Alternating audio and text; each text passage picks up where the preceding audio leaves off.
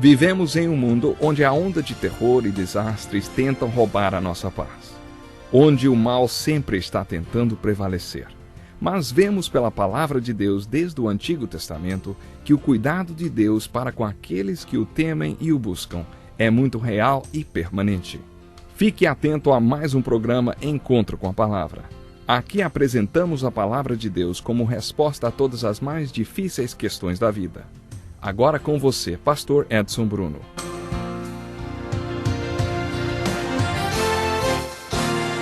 Seja bem-vindo ao Encontro com a Palavra. É um prazer iniciar mais um programa contando com a sua participação. E para continuarmos o estudo do Evangelho de João, capítulo por capítulo, pegue sua Bíblia e abra no capítulo 13. Iniciamos o estudo do sermão da última ceia e nos últimos programas vimos que, na verdade, esse não foi bem um sermão, mas um diálogo entre Jesus e os 12 discípulos. Uma das observações feitas é que este sermão ou diálogo aconteceu durante um retiro que Jesus promoveu com seus discípulos. Ele passou suas últimas horas antes de ir para a cruz e encerrar o seu ministério público de 3 anos com os 12 em um lugar reservado, como num retiro. Jesus iniciou este retiro com um gesto simbólico. Ele lavou os pés dos discípulos para transmitir um ensinamento muito bonito. Jesus disse que assim como ele tinha lavado os pés deles, eles deveriam lavar os pés uns dos outros. E isto se traduziu em um novo mandamento que encontramos nos versículos 34 e 35 desse capítulo. Diz assim: um novo mandamento lhes dou. Amem-se uns aos outros, como eu os amei, vocês devem amar-se uns aos outros. Com isso todos saberão que vocês são meus discípulos, se vocês se amarem uns aos outros. Esses homens estavam ali reunidos com Jesus porque tinham um relacionamento com ele, e ele, é claro, tinha um relacionamento com cada um deles. Mas agora Jesus mandou que eles olhassem para quem estava do outro lado da mesa e buscassem um relacionamento uns com os outros. E o mais importante deste relacionamento era que eles deveriam amar uns aos outros como Jesus os tinha amado durante aqueles 3 últimos anos. Tudo isso foi simbolizado pelo gesto da lavagem dos pés. Tendo amado seus que estavam no mundo, amou-os até o fim. Jesus mostrou isto quando lavou os pés dos discípulos. E depois de terminar, Jesus lhes perguntou: vocês entendem o que lhes fiz? E a resposta a esta pergunta era: Jesus os tinha amado. Aí então Jesus os exortou a que amassem uns aos outros da mesma forma, como tinham sido amados por ele. Enquanto Jesus lavava os pés dos discípulos, foi interrompido por Pedro. Este diálogo entre os dois trouxe alguns ensinamentos muito bonitos. Você está lembrado? Pedro perguntou a Jesus: Senhor, vais lavar os meus pés? E o Senhor respondeu: você não compreende agora o que estou lhe fazendo, mais tarde, porém, você compreenderá. Este é um versículo muito importante que nos ajuda a encarar algumas tragédias da vida. Agora não sabemos o que o Senhor está fazendo, mas a Bíblia promete que um dia vamos entender.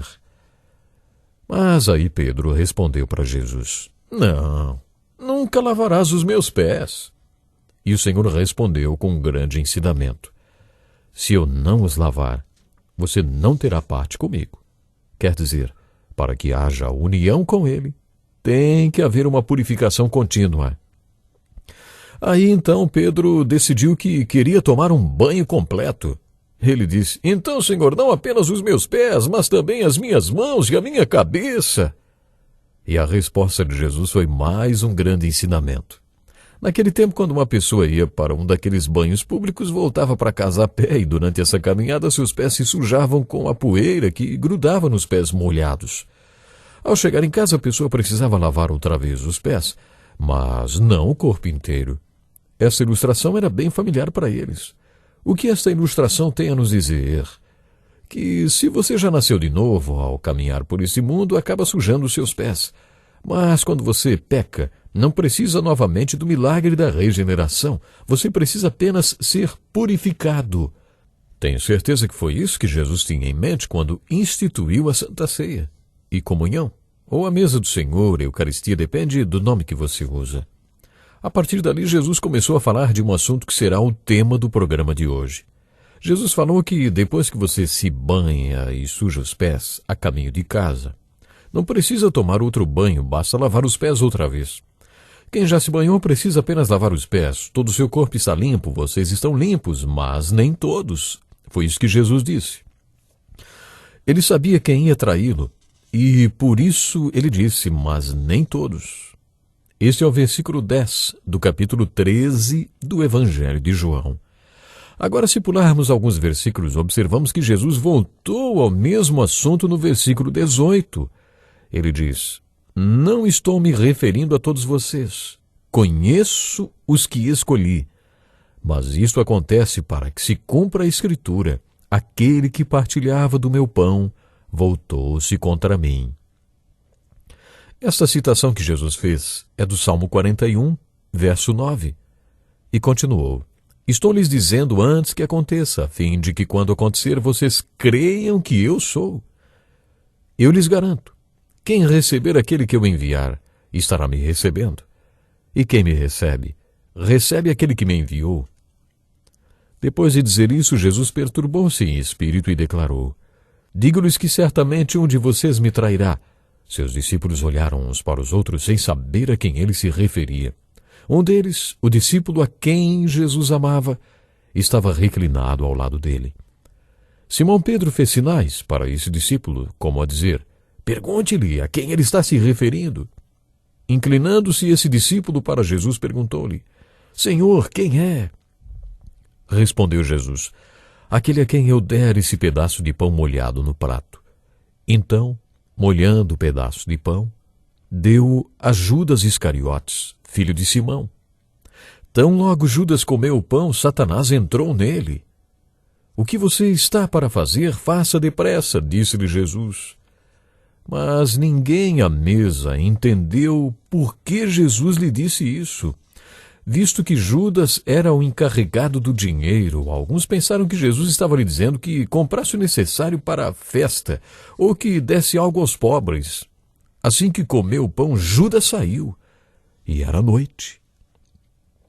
Esta é a história da traição de Jesus. Existem alguns dados impressionantes nesse relato. A primeira observação que queremos fazer é a respeito da soberania de Deus ou da providência de Deus, como recebe muita ênfase no Evangelho de João.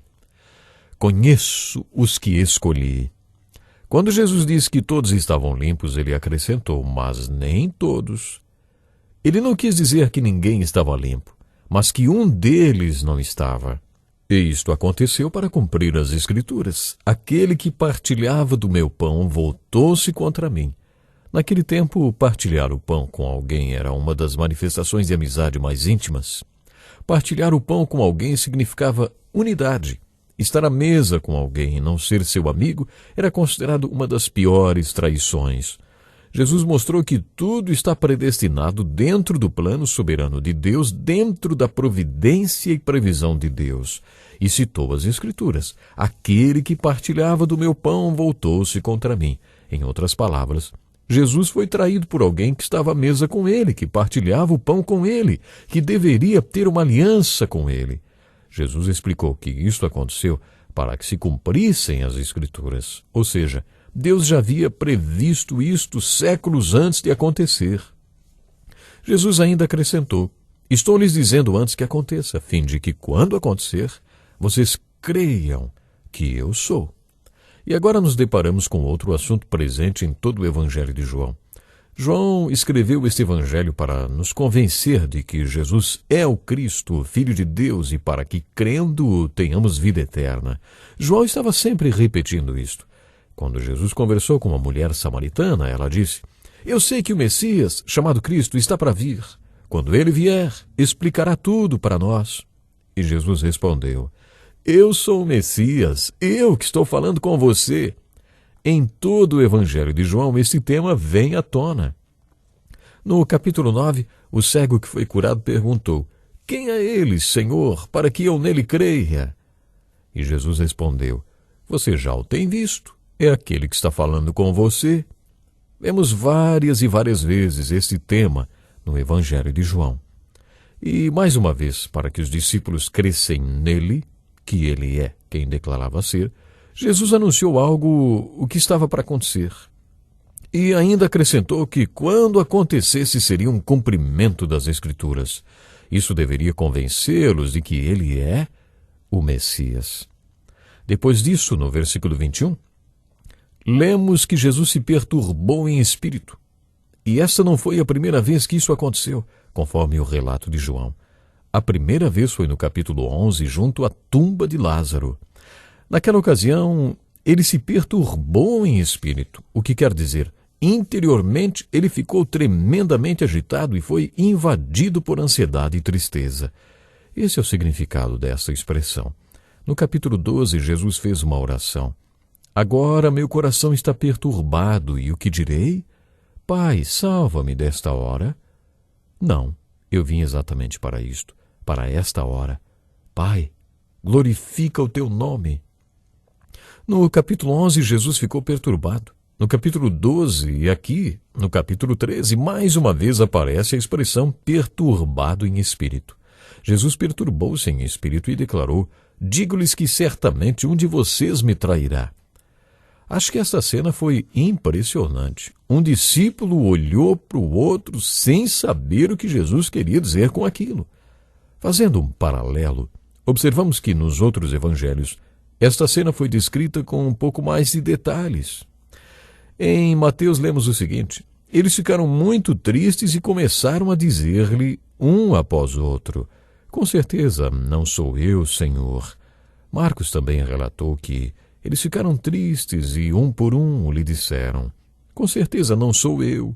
E por último, Lucas conta que eles começaram a perguntar entre si qual deles iria fazer aquilo. Sabe, eu acho interessante o que João relata a respeito de Pedro. Eu gosto de ver como Pedro era e como deixava estampado em suas atitudes, vamos dizer assim, atitudes e palavras, o seu lado humano. Pedro fez um sinal para João. João, o autor deste evangelho, se referiu a si mesmo como o discípulo amado, conforme deixou claro no final do seu livro. Pedro fez um sinal para João. Ei, pergunte-lhe a quem ele está se referindo. Isso era bem típico de Pedro. João perguntou: Senhor, quem é? E Jesus identificou o traidor com aquele a quem ele daria um pedaço de pão molhado no prato. Então, molhando o pedaço de pão, deu-o a Judas Iscariotes, filho de Simão. Tão logo Judas comeu o pão, Satanás entrou nele. Que situação triste para alguém, não é verdade? Nós vamos encerrar o programa de hoje aqui. No próximo, nós vamos retornar a este episódio. Até lá, então. Que lição importantíssima. Obrigado, pastor Edson Bruno. Prezado ouvinte, coloque em prática o que você ouviu aqui. Sem dúvida, sua vida será grandemente abençoada. Este é um estudo escrito pelo Dr. Dick Woodward, na voz do pastor Edson Bruno.